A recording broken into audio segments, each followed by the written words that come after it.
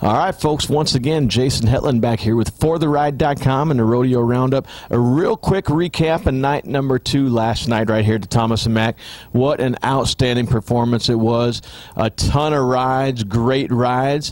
You know, not quite the rank pen that night number 1 had, but a very special night for the fans. And the World Championship race is closer than ever once again. Coming into last night's performance, there was 143 points that were separating number 1 and number 2 in the world. Now, last night, Valderon was not able to cover his bull, and Salvano Alves did. And that will widen the point standings just a little bit, but still plenty within grasp, I believe, of the top 6 riders. There's enough points left here at the PBR World Finals for any one of those guys to be able to make the World Championship status. But 221 points, just over that, separates Salvano and Valderon for the World Championship race as a top 2. What a great night it was. Speaking of Salvano's ride, you cannot imagine what happened. I don't know if you saw it on the PBR, on the TV or not, but if you didn't, I want you to go on YouTube and try to find Frank Newsom. One of our Dickies Durable fighters took a huge shot in the last bull ride of the night last night and got knocked out, was laid out on the arena floor, got up on his feet and walked out of the arena. I don't think he knew where he was quite, and he said, you know, I saw his mouth on the big screen. He says, no, I want to go back out there. And they had to tell him a couple times that the event was actually over and that was the last ride, and he calmed down a little bit. A lot of key things happened last night as well on the Cowboy side. A lot of great rides. You know, Luke Snyder is currently sitting in number 1 for the finals average with 177 points on 2, so he's rode 2 for 2. I believe that's going to leave.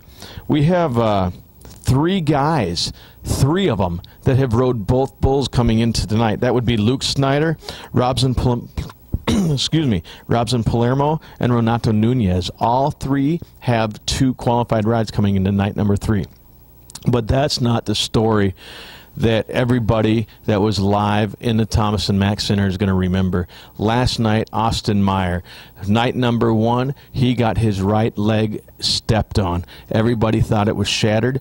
Austin went to the doctor prior to performance last night and has severe ligament damage in his right ankle.